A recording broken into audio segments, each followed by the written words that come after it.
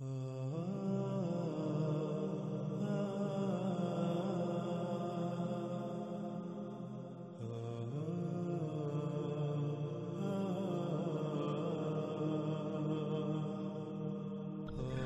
ان اقساط میں آپ کے سامنے رکھیں کہ قرآن کے نزول سے پہلے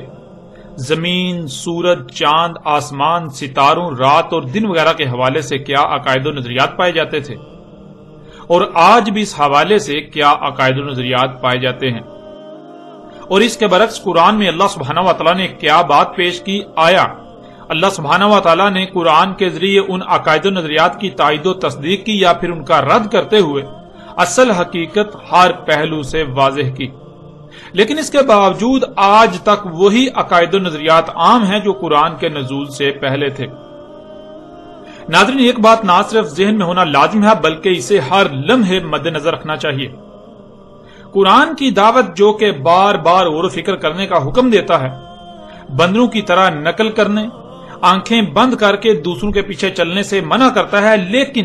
انسانوں کی اکثریت اس کے برعکس اپنے آباء و اجداد سے صدیوں پرانے نسل در نسل منتقل ہوتے عقائد پر نہ صرف ڈٹے ہوئے ہیں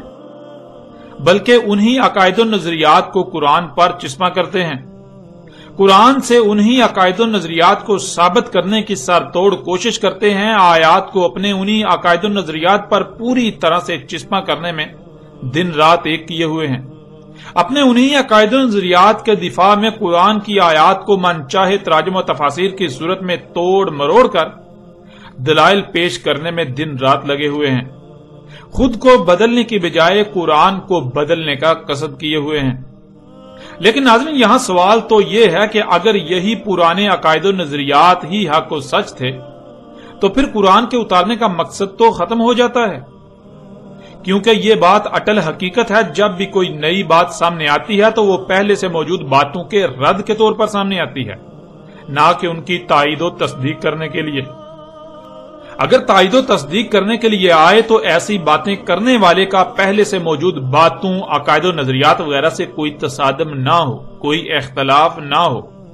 بلکہ الٹا ان کو تقویت فراہم کرے۔ لیکن آپ جانتے ہیں کہ قرآن پہلے سے موجود عقائد و نظریات کی تائید و تصدیق کرنے کے لیے نہیں اتارا گیا تھا، اور نہ ہی قرآن نے ان کی تائید و تصدیق کی، بلکہ قرآن کے اترنے سے پہلے جو عقائد و نظریات موجود تھے قرآن کا ان سے بھرپور تصادم ہوا۔ قرآن تو ان سے متصادم ہے۔ اختلافات کی نوعیت اس قدر شدید تھی کہ جب تک محمد علیہ السلام دعوت دیتے رہے تو سامنے سے شدید ترین مخالفت کا سامنا رہا، یہاں تک کہ مخالفین اس آواز کو دبانے یا بند کرنے کی ہر طرح سے کوشش کرتے رہے، آخر تک محمد علیہ السلام کو قتل کرنے کی منصوبہ بندیاں کرتے رہے۔ اور ناظرین، قرآن سے ہی سوال کرتے ہیں کہ آیا قرآن پہلے سے موجودہ عقائد و نظریات کی تائید و تصدیق کرنے کے لیے اتارا گیا تھا، یا پھر ان کا رد کرنے اور حق واضح کرنے کے لیے قرآن کو اتارا گیا تھا؟ اس وقت سکرین پر آپ کو سورہ الجمعہ کی آیت نمبر 2 نظر آ رہی ہے، جس میں اللہ سبحانہ و تعالیٰ کہتے ہیں، وہی ہے ذات امیین میں بیعث کیا رسول انہی میں سے، تلاوہ کرتا ہے ان پر اس کی آیات کی اور ان کا تزکیہ کرتا ہے اور علم سکھاتا ہے انہیں الکتاب کا اور حکمت سکھاتا ہے، اگر تھے اس سے پہلے ہر لحاظ سے کھلم کھلا گمراہی میں۔ ناظرین، آیت کے آخری حصے میں اللہ سبحانہ وتعالی نے یہ بات بالکل کھول کر واضح کر دی کہ اگر تھے اس سے پہلے کھلم کھلا ہر لحاظ سے گمراہی میں، یعنی اگر وہ ہر لحاظ سے کھلم کھلا گمراہی میں نہ ہوتے تو اللہ سبحانہ وتعالی اپنا رسول بیعث نہ کرتا،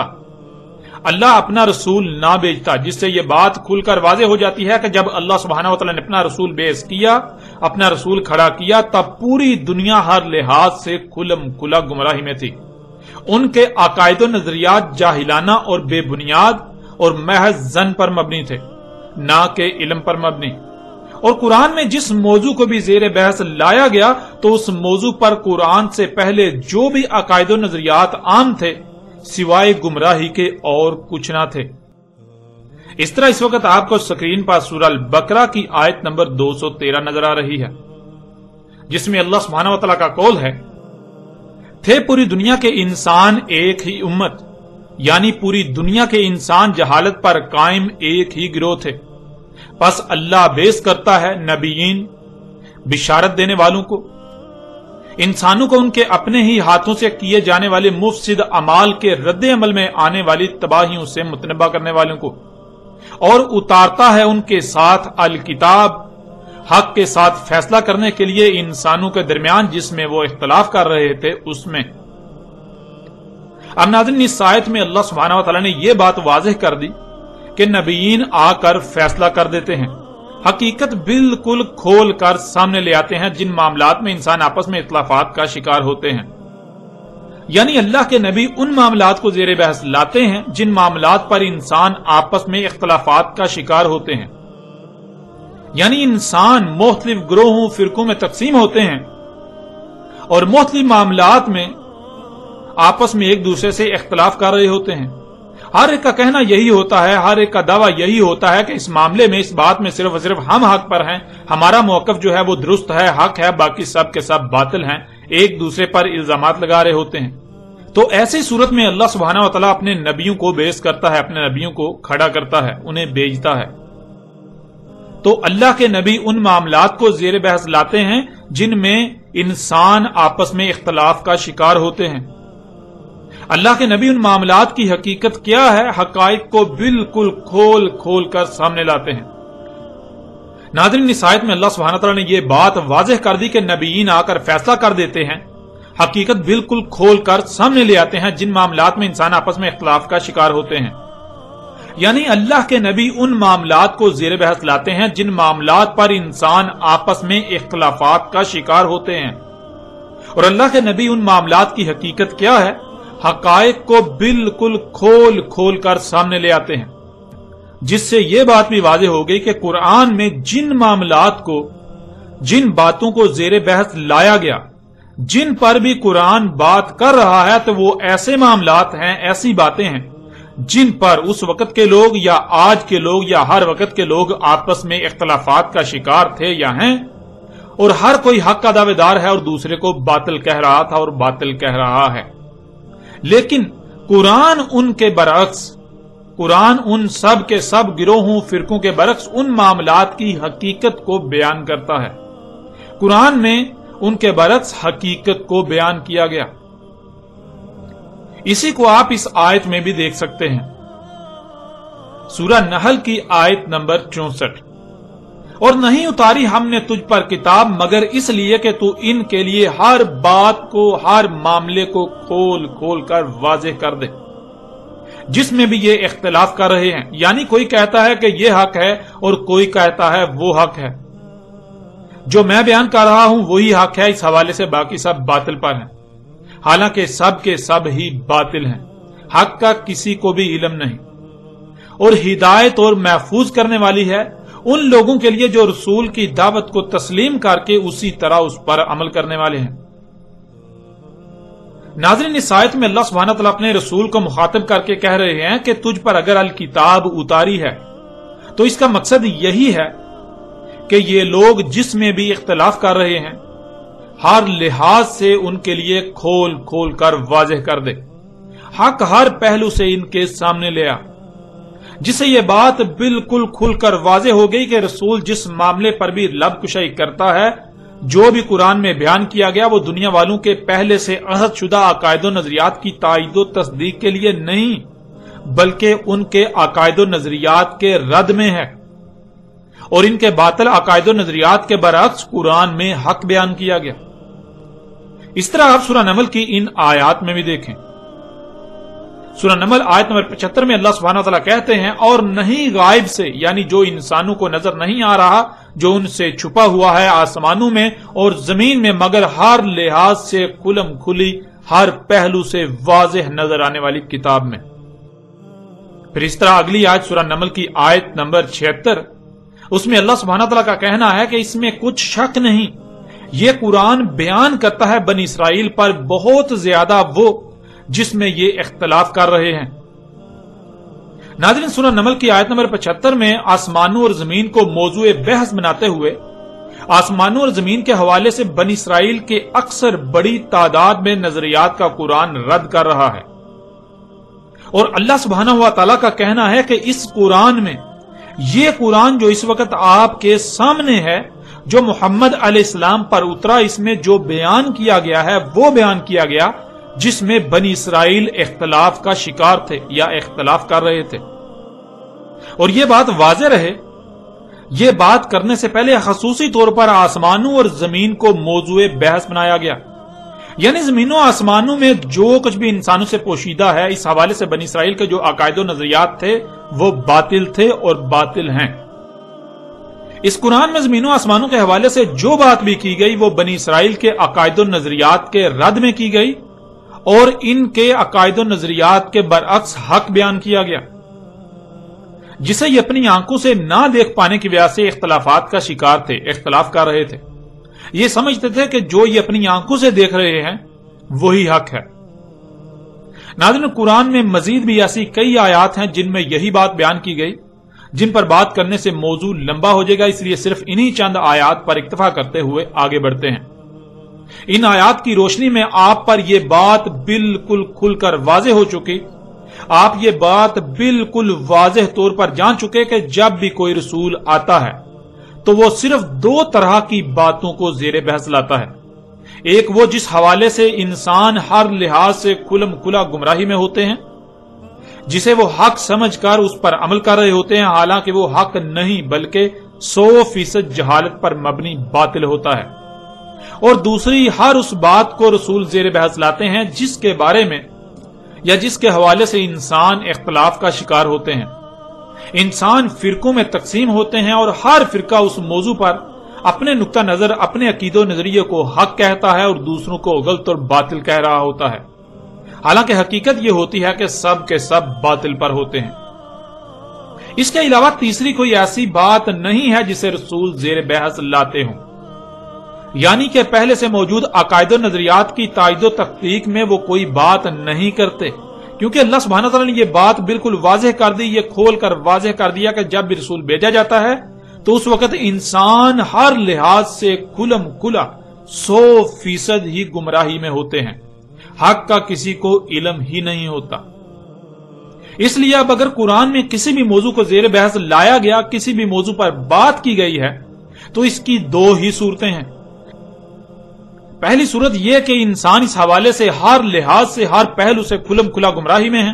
یوں قرآن ان پر حق واضح کر رہا ہے. اور دوسری صورت یہ ہے کہ انسان اس میں اختلاف کا شکار ہے، یوں قرآن ان پر حق واضح کر رہا ہے. اب ناظرین، یہ بات جان لیں کہ قرآن کے نزول سے قبل زمین و آسمانوں کے حوالے سے نہ صرف بنی اسرائیل یعنی یہود و نصارہ، بلکہ ملت ابراہیم کے دعوے دار، اسماعیل علیہ السلام کی امت ہونے کے دعوے دار مشرکین مکہ و عرب، سب کا متفقہ طور پر یہ عقیدہ تھا کہ زمین روٹی کی طرح چپٹی اور ساکت ہے.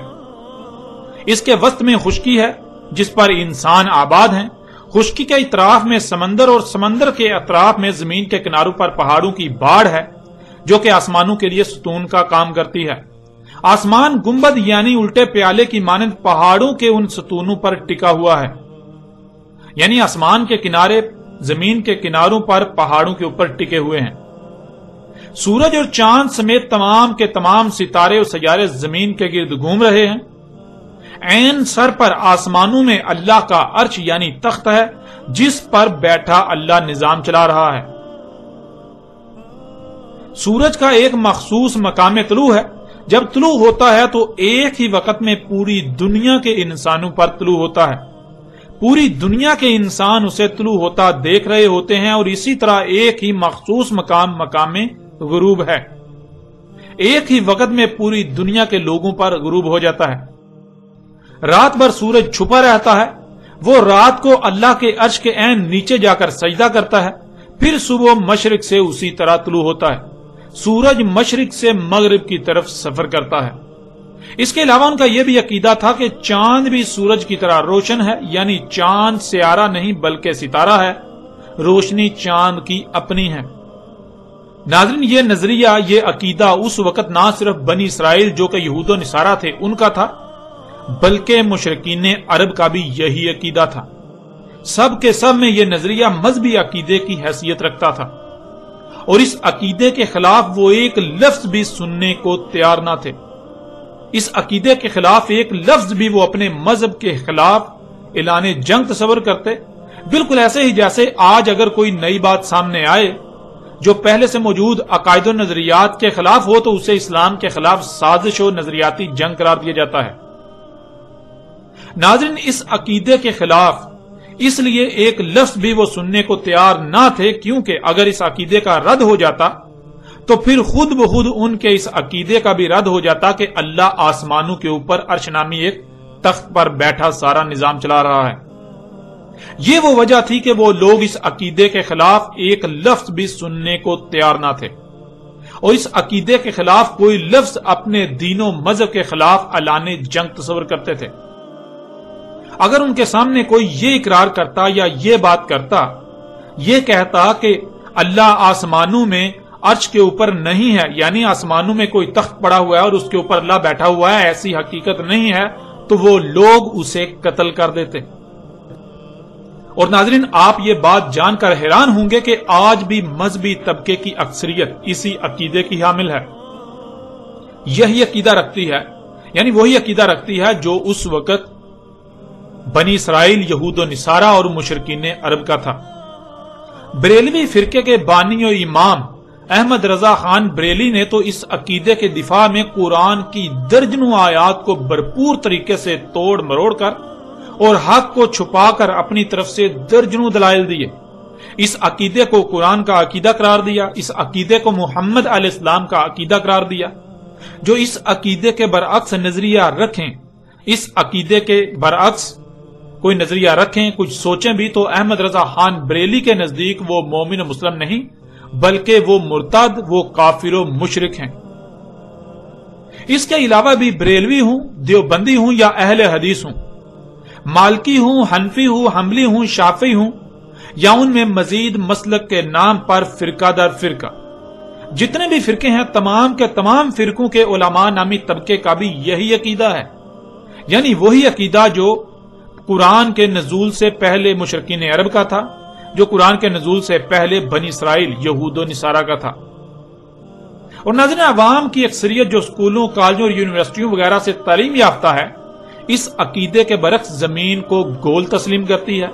سورج کے زمین کے گرد گھومنے کی بجائے زمین کے گھومنے سے دن اور رات کے آنے جانے کو تسلیم کرتی ہے۔ لیکن عوام کی اکثریت کو اس کا علم ہی نہیں کہ ان کے علماء نامی طبقے کا ان کے برعکس یہود و نصارہ اور مشرکین عرب والا ہی عقیدہ ہے، اور جو اس عقیدے کے خلاف بات کرے اسے ماننا تو دور کی بات، وہ ان کی نظر میں مرتد، کافر و مشرک ہے، یہاں تک کہ وہ واجب القتل ہے۔ اور ناظرین، آپ یہ بات جان کر حیران ہوں گے کہ اہل حدیث و سلفی مکتبہ فکر کی اہم اور بڑی قدور شخصیت عبدالعزیز بن باز، جو 1993 سے لے کے 1999 تک سعودی عرب کے سرکاری مفتی اعظم بھی رہے، ان کا باقاعدہ فتویٰ موجود ہے کہ جو زمین کو ساقط تسلیم نہ کرے اور سورج کو زمین کے گرد گھومتا تسلیم نہ کرے وہ کافر ہے، وہ مرتد ہے، یہاں تک کہ اس کا قتل جائز قرار دیا۔ یعنی اگر کوئی ایسا شخص جو خود کو مسلمان کہلواتا ہے اور وہ یہ بات تسلیم کر لیتا ہے کہ زمین ساقط نہیں ہے بلکہ حرکت کر رہی ہے، اور سورج کے زمین کے گرد گھومنے جس سے دن رات ہو رہا ہے اس بات کا انکار کرتا ہے، تو وہ مرتد ہے، اسے قتل کرنا جائز ہے۔ ناظرین، یہاں ایک چھوٹا سا سوال یہ پیدا ہوتا ہے کہ اگر علماء نامی طبقے کی اکثریت کا بھی وہی عقیدہ ہے جو مشرکین عرب سمیت یہود و نصارہ کا تھا، تو پھر علماء نامی طبقہ اس پر بات کیوں نہیں کرتا؟ تو ناظرین، اس سوال کا جواب یہ ہے کہ اگر اس موضوع کو زیر بحث لایا جائے گا تو علماء نامی طبقہ آج اس عقیدے کا کسی بھی صورت دفاع نہیں کر سکے گا۔ عیسائیت اپنے اس عقیدے میں اتنی متشدد تھی کہ شروع میں بڑی تعداد میں ایسے لوگوں کو چرچ کے حکم پر قتل و قید کیا جاتا رہا جو اس عقیدے کے خلاف بات کرتے یا اپنی بات کا پرچار کرنے کی کوشش کرتے۔ دنیا عیسائیت میں اسی وجہ سے یہ عقیدہ موضوع بحث بنا اور سائنس نے عیسائیت کے اس عقیدے کے پرخچے اڑا دیے، جس سے دنیا عیسائیت کا عیسائیت سے بھروسہ اٹھ گیا۔ آج اہل مشرق یورپ و مغرب کو عیسائی سمجھتے ہیں اور کہتے ہیں، لیکن مغربی دنیا کو اس بات کا علم ہی نہیں کہ عیسائیت کس چڑیا کا نام ہے۔ سائنس نے عیسائیت کی جڑ ہی کاٹ کر رکھ دی، اور یہی وجہ ہے جس وجہ سے خود کو مسلمان کہلوانے والے اس کو موضوع بحث نہیں بناتے، اس کو زیر بحث لا کر حق پہچاننے کی بجائے اس موضوع پر بالکل بات نہیں کی جاتی، کیونکہ انہیں خوف ہے، انہیں یہ ڈر ہے کہ آج پوری دنیا اپنی آنکھوں سے حق کو دیکھ رہی ہے، اگر اسے موضوع بحث بنایا جائے گا، زیر بحث لایا جائے گا، تو یہ اپنے صدیوں سے نسل در نسل منتقل ہونے والے عقیدے کا دفاع نہیں کر سکیں گے۔ یوں اس کا نقصان یہ ہوگا کہ جو آج تک سورج کے مغرب سے طلوع ہونے کا مطلب یہ کہ سورج الٹا گھومنا شروع کر دے گا، اس عقیدے کی بھی بنیاد ختم ہو جائے گی، لوگ اس پر بھی سوالات اٹھانا شروع کر دیں گے، جس کا جواب علماء اپنی طبقے کے پاس نہیں، لہٰذا انہوں نے اسی میں عافیت سمجھی کہ اس موضوع کو زیر بحث لانے کے بجائے اسے دبا دیا جائے، اسے زیر بحث لایا ہی نہ جائے اور نہ ہی ان کے باقی جھوٹ فاش ہوں، یوں اکثریت اندھوں کی طرح ان کے پیچھے چلتی رہے۔ اب ناظرین یہ بات جان لیں کہ اگر تو یہ عقیدہ و نظریہ سچا تھا تو قرآن کو اس حوالے سے بالکل خاموش رہنا چاہیے تھا، اور خاموش رہنا چاہیے، کیونکہ جس موضوع پر بھی قرآن بات کرے تو اس کا مطلب ہے کہ اگر پہلے اس موضوع کے حوالے سے کوئی نظریات و عقائد یا رائے پائی جاتی ہے تو وہ بالکل بے بنیاد، باطل اور غلط ہے۔ اس کے برعکس قرآن حق بیان کر رہا ہے۔ اس لیے اگر تو قرآن سورج، چاند، زمین، طلوع غروب، دن اور رات وغیرہ کے حوالے سے خاموش ہے تو اس کا مطلب یہود و نصارہ ہوں یا مشرکین عرب یا پھر اس عقیدے کے حامل خود کو مسلمان کہلوانے والے، سب کے سب اپنے اس عقیدے میں سچے تھے اور سچے ہیں۔ لیکن اگر قرآن ان موضوعات پر بات کرتا ہے تو اس کا مطلب کہ ان کے عقائد بے بنیاد اور باطل ہیں، اور قرآن ان کے باطل عقائد کی نفی کرتے ہوئے حق سامنے لا رہا ہے۔ جیسے ہی ہم آگے بڑھیں گے تو آپ پر واضح ہو جائے گا کہ قرآن میں اللہ سبحانہ و تعالیٰ نے اس عقیدے کا نہ صرف ہر پہلو سے رد کیا بلکہ اس کے برعکس حق بیان کیا، اور پھر حق سامنے آ جانے کے باوجود بھی جو حق کو تسلیم کرنے کے بجائے حق سے اختلاف ہی کرتے ہیں تو اس پر بھی قرآن نے کھول کھول کر بات کی۔ اس وقت سکرین پر آپ کو سورہ بقرہ کی آیت نمبر 213 کا اگلا حصہ نظر آ رہا ہے، جس میں اللہ سبحانہ وتعالیٰ کا کہنا ہے، اور جو اختلاف کیا اس میں، یعنی جو حق ہر لحاظ سے کھول کھول کر بالکل واضح کر دیا گیا، واضح کر دیے جانے کے باوجود اسے تسلیم کر لینے کے بجائے اس میں اختلاف ہی کیا، مگر ان لوگوں نے جو انسانوں کو بشارت دینے اور متنبہ کرنے کی ذمہ داری اٹھائے ہوئے ہیں، یعنی وہ لوگ جنہیں علماء کے نام پر انبیاء کا وارث کہا جاتا ہے، اس کے بعد اختلاف کر رہے ہیں کہ ان کے پاس حق ہر لحاظ سے کھل کھل کر آ چکا، حق ہر پہلو سے واضح ہو چکا، حق ہر لحاظ سے کھل کر ہر پہلو سے واضح ہو جانے کے بعد ایک دوسرے سے ضد، حسد اور بغض کی وجہ سے اختلاف کیا۔ پھر دیکھیں ان پر حق ہر لحاظ سے کھل جانے کے باوجود نہ ماننے پر اللہ سبحانہ و تعالیٰ نے کیا کہا۔ سورہ فصلت کی آیت 53 میں اللہ سبحانہ و تعالیٰ کا کہنا ہے، ان قریب ہم انہیں دکھائیں گے ہماری آیات آفاق میں، یعنی ان مقامات میں جو آج ان کے لیے ناقابل رسائی مقامات ہیں، جہاں آج ان کی پہنچ ممکن نہیں، اور ان کی اپنی ذات میں، یہاں تک کہ خود ہی ان کے لیے بالکل کھل کر ہر لحاظ سے ہر پہلو سے واضح ہو جائے گا۔ اس میں کچھ شک نہیں، وہ حق ہے، اس میں کچھ شک نہیں، وہ سچا ہے۔ قرآن کے نزول کے وقت اللہ سبحانہ تعالیٰ نے کہا تھا کہ تم حق ہر لحاظ سے کھل جانے کے باوجود بھی حق سے اختلاف ہی کر رہے ہو، ان باتوں کو نہیں مان رہے، لیکن جان لو ان قریب ایک وقت آئے گا جب تمہاری رسائی ان مقامات تک ہوگی جہاں آج تمہاری رسائی نہیں ہے، جو مقامات آج تمہارے لیے ناقابل رسائی ہیں۔ جب وہ وقت آئے گا تو تمہیں ان موجودہ ناقابل رسائی مقامات میں اور خود تمہاری اپنی ہی ذات میں آیات دکھائی جائیں گی، تب تم مانو گے، تب تم خود ہی کہو گے کہ وہ حق ہے، وہ سچا ہے۔ یعنی آج جو تم نہیں مان رہے، لیکن جب تم یہ سب اپنی آنکھوں سے دیکھ لو گے تب تم خود اسی کو حق کہو گے جو آج ہم کہہ رہے ہیں۔ جو زمینوں آسمانوں اور جو کچھ بھی ان میں ہے، ان کے حوالے سے قرآن میں بیان کر دیا گیا۔ ناظرین، کیا وہ وقت آ چکا یا نہیں جب اللہ نے آفاق میں اپنی آیات دکھانی تھی، اور خود ان کی اپنی ذات میں، تو اس پر بھی آگے چل کر بات ہوگی۔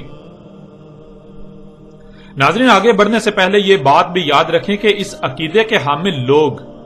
آج تک ایسا کرتے آ رہے ہیں کہ یہ قرآن میں اس موضوع سے متعلق آنے والی آیات کو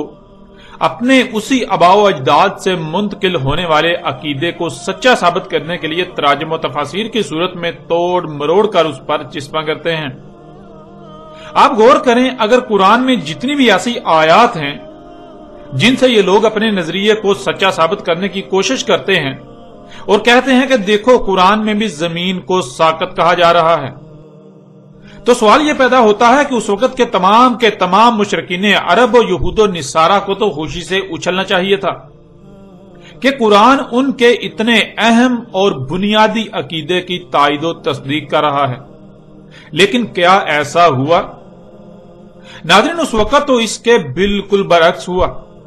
انہوں نے قرآن کو اپنے پہلے سے عہد شدہ عقائد و نظریات کے خلاف جنگ قرار دیا، اور آج وہی مشرکین قرآن کو ہی اپنے انہی عقائد و نظریات کے دفاع میں توڑ مروڑ کر پیش کرنے کی پوری کوشش میں لگے ہوئے ہیں۔ ناظرین، قرآن کے نزول کے وقت بھی جن لوگوں کو پتا چلا، جن کے علم میں یہ بات آئی کہ قرآن ان سے اختلاف کر رہا ہے، تو انہوں نے اپنی طرف سے قرآن کے خلاف اور اپنے اس عقیدے کے حق میں، اپنے ان نظریات کے حق میں طرح طرح کے دلائل دینے کی بھرپور کوشش کی، لیکن نتیجے میں انہیں ذلت و رسوائی کا سامنا کرنا پڑا۔ بالکل ایسے ہی اللہ کو علم تھا کہ آئندہ بھی جب یہ موضوع زیر بحث لایا جائے گا تو حق کے مقابلے میں باطل اپنے حق میں دلائل دینے کی بھرپور کوشش کرے گا، حق سے اختلاف کرے گا۔ اس لیے اللہ سبحانہ و تعالیٰ نے ان کے آئندہ کیے جانے والے اعتراض کے جوابات بھی کھول کھول کر دے دیے۔ یہ بات تو بالکل واضح ہو چکی، جس کا انکار کسی کے لیے بھی ممکن نہیں ہے کہ قرآن پہلے سے موجود عقائد و نظریات کی تائید و تصدیق کرنے کے لیے نہیں اتارا گیا، بلکہ قرآن کی ضرورت تب ہی پیش آئی جب سب کچھ حق کے برعکس ہو رہا تھا۔ اس لیے قرآن ایسے کسی نظریے و عقیدے کی تائید نہیں کرتا، بلکہ الٹا اس کے پرخچے اڑاتا ہے۔ قرآن نے زمین، سورج، چاند، دن اور رات کے آنے جانے سمیت تمام کے تمام سیاروں اور ستاروں کے حوالے سے جو بات بھی کی، وہ اس وقت کے عقائد و نظریات کے نہ صرف کھلم کھلا خلاف تھی، بلکہ ان کے خلاف کھلم کھلا اعلان جنگ تھا۔ اور قرآن نے یہ کہا تھا کہ آج تو تم نہیں مان رہے، آج تم ان باتوں کو نہیں مان رہے، لیکن تب تم مانو گے اور جان لو گے کہ یہ حق ہے جب تمہیں ان مقامات میں ہم اپنی آیات دکھائیں گے جو آج تمہارے لیے ناقابل رسائی مقامات ہیں، تمہاری اپنی ہی ذات میں تمہیں اپنی آیات دکھائیں گے۔ اب ناظرین، آتے ہیں اس عقیدے کی حقیقت کی طرف، اور حق ہر لحاظ سے کھول کھول کر آپ کے سامنے رکھتے ہیں۔ ایک طرف مشرکین عرب و یہود و نصارہ سمیت خود کو مسلمان کہلوانے والے اس بارے میں کیا کہتے ہیں، ان کا کیا عقیدہ ہے، اس کو رکھتے ہیں، ان کے نظریات کو رکھتے ہیں، اور دوسری طرف اللہ سبحانہ و تعالیٰ نے اس کے برعکس کیا کہا، اس کو آپ کے سامنے رکھتے ہیں۔ ناظرین، ان کے اس عقیدے کے مطابق ان کا کہنا ہے کہ زمین روٹی کی طرح چپٹی ہے جیسے پلیٹ ہوتی ہے، اس کے وسط میں خشکی ہے، خشکی کے گرد سمندر، اور سمندر کے گرد زمین کے کناروں پر پہاڑوں کی باڑ ہے، جس پر آسمان گنبد کی طرح ٹکے ہوئے ہیں۔ ان کے عقیدے میں نہ صرف زمین چپٹی ہے بلکہ زمین کے کنارے بھی ہیں، اور اسی وجہ سے اس وقت کے لوگ دور دراز کا سفر کرنے سے گریز کرتے تھے کہ کہیں ایسا نہ ہو کہ ہم چلتے چلتے زمین کے کناروں تک پہنچ جائیں اور پھر نیچے جا گریں۔ اس وجہ سے وہ نہ ہی زیادہ سمندروں میں آگے جاتے تھے اور نہ ہی وہ دور دراز سفر کرنے کے بارے میں سوچتے تھے۔ اب ناظرین دیکھیں قرآن اس حوالے سے کیا کہتا ہے۔ کیا قرآن اس بات کی تصدیق و تائید کرتا ہے کہ زمین چپٹی ہے، زمین کے کنارے ہیں، یا پھر قرآن اس کے برعکس کچھ اور کہتا ہے؟ سورہ الحجر کی آیت نمبر 19 اور سورہ قاف کی آیت نمبر 7 میں اللہ سبحانہ وتعالی نے کہا وَالْأَرْضَ مَدَدْنَاهَا، مدد کہتے ہیں جس کا کوئی کنارہ نہ ہو، جس کا کوئی کونا نہ ہو، جس میں ہر لحاظ سے تسلسل ہو. یعنی کہ آپ چل رہے ہیں تو ایسا نہیں کہ کنارہ آ جائے، کوئی کونا آ جائے، یا آپ کو آگے سے دائیں بائیں ہونا پڑے. ایسا بالکل نہیں ہے. زمین کو ہم نے مدد کیا کہ زمین کا کوئی کونا نہیں ہے، زمین کا کوئی کنارہ نہیں ہے، زمین میں ہر لحاظ سے تسلسل ہے. تو ناظرین، اس آیت میں اللہ سبحانہ و تعالی نے کہا ہم نے زمین کو مدد کیا، یعنی ہم نے زمین کو ایسا خلق کیا کہ اس کا کوئی کنارہ نہیں، اس کا کوئی کونا نہیں. جدھر بھی رخ کر کے چلا جائے گا تو اس کا کوئی کونا یا کنارہ نہیں آئے گا، مسلسل چلتے ہی رہو گے. زمین کی تمام مخلوقات کا آپس میں ایسا ربط قائم ہے کہ تسلسل قائم ہے، ان میں تسلسل ہے. یعنی زمین کی ہر شے ایک سرکل کا حصہ ہے اور اس سرکل میں تسلسل ہے. اب ناظرین غور کریں، اللہ سبحانہ وتعالی نے زمین کو ایسا خلق کیا کہ اس کا نہ ہی کوئی کونا ہے اور نہ ہی کوئی کنارہ. اگر آپ سفر کرتے ہیں تو خواہ جدھر بھی رخ کر کے چلتے جائیں، آپ کے سامنے نہ تو کوئی کونا آئے گا اور نہ ہی کوئی کنارہ آئے گا، نہ ہی کوئی ایسا مقام آئے گا کہ آپ کو وہاں سے دائیں یا بائیں جانا پڑے یا پھر واپس مڑنا پڑے کہ اس سے آگے اب آپ نہیں جا سکتے. یعنی آپ اگر کسی بھی طرف رخ کر کے سفر کریں گے تو اللہ سبحانہ وتعالی یہ کہہ رہے ہیں کہ زمین کا کسی قسم کا نہ ہی کوئی کونا آئے گا، نہ ہی کوئی کنارہ آئے گا، زمین کا کوئی اختتام آئے گا ہی نہیں. تم چلتے جاؤ گے، چلتے جاؤ گے، چلتے جاؤ گے، چلتے ہی جاؤ گے. ناظرین آپ غور کریں، وہ کون سی ایسی شے ہے جس کا کوئی کنارہ نہیں ہوتا، جس کا کوئی کونا نہیں ہوتا، جس پر اگر چلا جائے تو چلتے ہی رہیں گے، چلتے ہی رہیں گے. ناظرین جب آپ غور کریں تو دیکھیں، اگر کوئی سیدھی شے ہے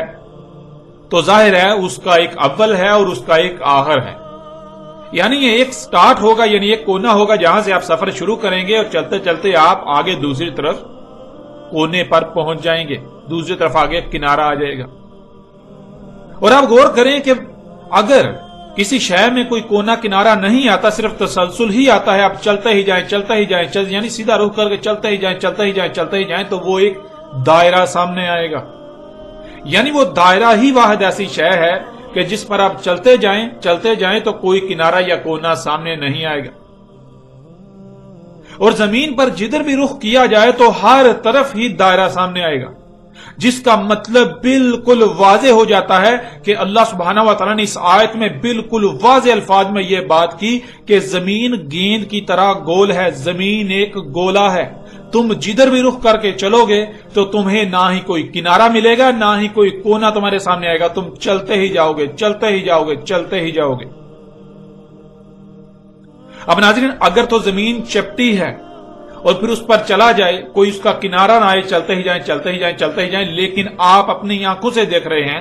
اگر زمین چپٹی ہو اور اس کا کوئی کنارہ نہ ہو تو پھر سورج کیوں طلوع ہوتا اور غروب ہوتا ہوا نظر آ رہا ہوتا ہے کہ سورج زمین کے نیچے سے اوپر آ رہا نظر آ رہا ہوتا ہے اور پھر اوپر سے نیچے زمین کے یعنی زمین کے کناروں سے نیچے چھپتا ہوا نظر آ رہا ہوتا ہے، جس سے یہ بات بالکل واضح ہو جاتی ہے کہ زمین چپٹی نہیں ہے، بلکہ زمین پر جدھر بھی رخ کر کے چلا جائے گا تو دائرہ ہی سامنے آئے گا. یوں بالکل واضح ہو جاتا ہے کہ زمین گیند کی طرح گول ہے، زمین ایک گولا ہے. ناظرین اسی حقیقت کو اللہ سبحانہ و تعالیٰ نے قرآن میں ایک اور پہلو سے بھی بیان کر دیا. سورہ نوح کی آیت نمبر 19 میں اللہ سبحانہ و تعالیٰ کا کہنا ہے وَاللَّهُ جَعَلَ لَكُمُ الْأَرْضَ بِسَاطًا، اور اللہ ہے کر دیا تمہارے لیے زمین کو بساط. ناظرین اس آیت میں لفظ بساط انتہائی غیر معمولی لفظ ہے جو چونکا دینے والا ہے. بساط بسط سے ہے اور یہ لفظ انتہائی وسعت کا حامل ہے، جس کے معنی ہے ایسی شے جو ہو تو گیند کی طرح گول لیکن نظر آنے میں اور رہنے میں چپٹی ہو، یعنی اس میں خصوصیات چپٹی شے کسی ہوں. مثلا جیسے گیند کی طرح گول شے پر کوئی شے ٹھہر نہیں سکتی، وہ نیچے سرک جاتی ہے، نیچے سے اوپر آنے میں انتہائی قوت کا استعمال کرنا پڑتا ہے، اوپر سے نیچے جانے میں انسان خود بخود یا شے خود بخود سرکتی ہوئی نیچے گر جاتی ہے، اس کے اوپر ٹھہرتی نہیں، نیچے گر جاتی ہے.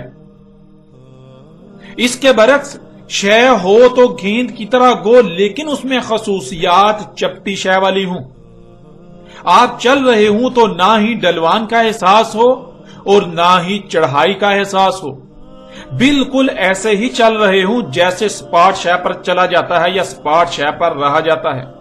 آپ بالکل ایسے ہی رہ رہے ہوں کہ جیسے گویا کہ آپ کسی گول شے پر نہیں بلکہ سپاٹ شے پر رہ رہے ہیں۔ پھر ناظرین، بساط کے معنی ہے کسی کو اپنی طرف کھینچے رکھنا، تاکہ جیسے گیند نما گول شے پر اشیاء نیچے ہی نیچے سے رکھتی ہیں، تو ایسے اپنی طرف کھینچے رکھنا کہ اشیاء نیچے نہ سرکیں بلکہ اس کی طرف کھینچی رہیں، جیسے وہ کسی گول شے پر نہیں بلکہ سپاٹ شے پر پڑی ہیں، گول کی بجائے سپاٹ شے پر اشیاء پڑی ہوئی ہیں۔ تو ناظرین، بساط کہتے ہیں کہ شے ہو تو گیند کی طرح گول، ایک گولا، لیکن وہ نظر آنے میں اور خصوصیات میں وہ ایسی ہو جیسے کہ کوئی سپاٹ شے ہوتی ہے۔ ہو تو وہ گیند کی طرح گول، لیکن وہ ایسی نظر آئے کہ جیسے وہ گیند کی طرح نہیں بلکہ سپاٹ ہے، اس کے گیند نما ہونے کا ذرا برابر بھی احساس تک نہ ہو۔ اس آیت میں اللہ سبحانہ تعالیٰ نے دو ٹوک الفاظ میں انسانوں کو مخاطب کرتے ہوئے کہا کہ زمین گیند کی طرح گول ہونے کے باوجود تمہارے لیے ایسی بنا دی کہ تمہیں رائی برابر بھی اس بات کا احساس نہ ہو کہ زمین گیند کی طرح گول ہے، بلکہ تمہیں ہر لحاظ سے ایسی ہی نظر آتی ہے اور احساس ہوتا ہے کہ وہ چپٹی ہے۔ تمہیں یہ احساس ہی نہیں ہوتا کہ تم کسی گیند نما گول شے پر رہ رہے ہو، تم کسی گولے پر رہ رہے ہو، جس سے تمہیں یہ خوف ہو کہ آگے جانے سے کہیں تم سرک کر زمین سے نیچے گر جاؤ گے، بلکہ تمہیں ایسا لگتا ہے کہ تم بالکل سپاٹ شے پر رہ رہے ہو، یوں تمہیں نہ نیچے گرنے کا کوئی خوف ہے نہ ہی ادھر ادھر سرکنے کا کوئی خوف۔ زمین ہے تو گیند کی طرح گول، لیکن اس کو تمہارے لیے ایسا بنایا کہ جیسے وہ گول نہیں بلکہ سپاٹ ہے، ایسے بنایا کہ جیسے تم گول گیند نما زمین پر نہیں بلکہ سپاٹ زمین پر رہ رہے ہو۔ ناظرین، یہ آیت بھی دہلا کر رکھ دینے والی آیت ہے۔ اس آیت میں اللہ سبحانہ وتعالی نے ایک عظیم راز سے پردہ اٹھایا، اس وقت پردہ اٹھایا جب کوئی تصور بھی نہیں کر سکتا تھا۔ یوں ناظرین، اللہ سبحانہ وتعالی نے قرآن میں نہ صرف ان کی اس بات کا رد کیا کہ زمین چپٹی ہے، ان کے اس عقیدے کا رد کیا کہ زمین چپٹی ہے، بلکہ اس بات کا بھی رد کر دیا کہ زمین کے کنارے ہیں، زمین کے کوئی کونے ہیں، اور بالکل دو ٹوک الفاظ میں بیان کرتے ہوئے ان رازوں سے پردہ اٹھا دیا۔ اور آپ یہ حقیقت آج اپنی آنکھوں سے دیکھ سکتے ہیں، لیکن آپ اس بات پر غور کریں کہ آج تک مذہبی طبقے نے قرآن کی ان آیات کو چھپائے رکھا۔ کیا یہ سوال پیدا نہیں ہوتا کہ انہوں نے حق کو چھپا کر اپنے باطل نظریات کو قرآن پر ترجیح کیوں دی؟ اور پھر آج تک یہی کرتے چلے آ رہے ہیں، آج بھی یہی کر رہے ہیں۔ ناظرین، یہ غیر معمولی حقائق جو پوری دنیا کے انسانوں کو چونکا دینے والے ہیں کہ 14 صدیاں قبل عرب کے صحرا میں نمودار ہونے والا قرآن، اس قرآن میں اس وقت یہ غیر معمولی اور دہلا دینے والے حقائق کون بیان کر سکتا ہے؟ اس وقت نہ تو سائنسی ترقی کا کوئی نام و نشان تھا اور نہ ہی عرب طبقہ علم رکھتا تھا، بلکہ دنیا میں جہالت میں سب سے بڑھ کر عرب قوم تھی۔ پوری دنیا میں ایک عقیدہ بہت سختی سے عام تھا، اس کے خلاف سوچنا ہی بہت بڑا چیلنج تھا۔ تو ایسا کیسے ہو گیا؟ یہ دہلا کر رکھ دینے والے حقائق اس وقت اس قرآن میں کہاں سے آ گئے؟ آخر کس نے بیان کیے؟ جو بیان کرنے والا ہے وہ کون ہو سکتا ہے؟ اس وقت قرآن میں یہ غیر معمولی حقائق کہاں سے آ سکتے ہیں؟ ناظرین، بجائے یہ کہ قرآن کے ان حقائق کو سامنے لا کر دنیا میں قرآن کی غیر معمولی اہمیت و حیثیت کو منوایا جاتا اور پوری دنیا کے انسان دنیا و آخرت میں فلاح کا سودا کرتے، فرقہ در فرقہ تقسیم ہونے سے بچ جاتے، ایک دوسرے کی گردنیں کاٹنے سے بچ جاتے، بلکہ الٹا ان ملاؤں نے، اس مذہبی طبقے نے نہ صرف ان غیر معمولی حقائق کو چھپا کر اللہ کے ساتھ دشمنی کی، انسانیت کو گمراہ کیا، بلکہ قرآن کو باقی مذاہب کی طرح مذہب کے نام پر ایک مخصوص طبقے کی کتاب بنا کر رکھ دیا۔ وہ قرآن جو پوری انسانیت کی رہنمائی کے لیے اتارا گیا، اسے یرغمال بنا لیا گیا، اور پوری دنیا کے انسان یہی سمجھتے ہیں کہ یہ قرآن تو مسلمان نامی دائرے میں بند لوگوں کی مذہبی کتاب ہے جس سے دوسروں کا کوئی لینا دینا نہیں ہے۔ علماء کے لبادے میں جو حالات نے آج تک یہی کوشش کی کہ لوگ ان کے محتاج رہیں، اور اسی بات کو اپنا مقصد بناتے ہوئے انہوں نے دن رات لوگوں پر محنت کی کہ لوگ خود سے غور و فکر نہ کریں، لوگ خود سے سوچ و بچار نہ کریں، وہ اندھوں کی طرح ان کے پیچھے چلتے رہیں، اور نہ ہی ان کا دجل لوگوں پر چاک ہو۔ ظاہر ہے جب لوگ غور و فکر نہیں کریں گے، لوگ اپنی عقلوں کا استعمال نہیں کریں گے، بندروں ہی کی طرح اندھوں کی طرح ان کے پیچھے چلیں گے، تو ظاہر ہے ان کے دجل کیسے چاک ہوں گے؟ اور اگر لوگ غور و فکر کریں گے تو پھر ان ملاؤں کا دجل بھی چاک ہو جائے گا، ان انسانیت کے دشمنوں کا دجل کھل کر انسانوں پر واضح ہو جائے گا۔ یوں ناظرین، اس مذہبی طبقے نے، ان ملاؤں نے، خواہ وہ یہودی ربی ہوں، خواہ وہ لاما ہوں، خواہ وہ عیسائی راہب ہوں، عیسائی پادری ہوں، خواہ وہ ہندو پنڈت ہوں، یا پھر مسلمانوں کے مذہبی علماء، یا جتنے بھی ایسے لوگ ہیں، انہوں نے اسی بات کے اوپر فوکس کیا، اسی کو اپنا مقصد بنائے رکھا کہ خود سے غور و فکر نہیں کرنا، اپنی عقل کا استعمال نہیں کرنا، غور و فکر نہیں کرنا۔ حالانکہ قرآن بار بار ایک ہی بات پر زور دیتا ہے کہ کسی کے بھی پیچھے اندھوں کی طرح مت چلو، بلکہ خود سے غور و فکر کرو۔ لیکن یہ لوگ قرآن کے برعکس یہ کہتے ہیں کہ خود سے غور و فکر کرو گے تو گمراہ ہو جاؤ گے، بلکہ آنکھیں بند کر کے اپنے آباء و اجداد کے ہی پیچھے چلو۔ جو آباء و اجداد سے چلا رہا ہے اس کے خلاف ایک لفظ بھی مت سوچنا، اور اگر کوئی ایسا کرتا ہے تو اس پر فتووں کی برمار کر دی جاتی ہے، اس پر فتووں کی بوچھاڑ کر دی جاتی ہے، اس کے خلاف سب کے سب ایک ہی صف میں کھڑے ہو کر محاذ کھول دیتے ہیں، اور اس کے ساتھ دشمنی میں اسے نقصان پہنچانے کے لیے کسی بھی حد تک جانے سے گریز نہیں کرتے۔ ناظرین، اب حقیقت آپ کے سامنے ہے۔ ایک طرف ان کا عقیدہ ہے کہ زمین روٹی کی طرح چپٹی ہے اور اس کے کنارے ہیں، اور ان کے برعکس اللہ سبحانہ وتعالی نے قرآن میں بالکل واضح کر دیا، دو ٹوک الفاظ میں یہ راز کھول کر رکھ دیا کہ زمین چپٹی نہیں بلکہ زمین گیند کی طرح گول ہے، زمین ایک گولا ہے جس کے کوئی کنارے نہیں ہیں۔ ناظرین، بڑھتے ہیں آگے اور اس عقیدے کے حوالے سے ان کے مزید کیا نظریات ہیں ان پر بھی روشنی ڈالتے ہیں۔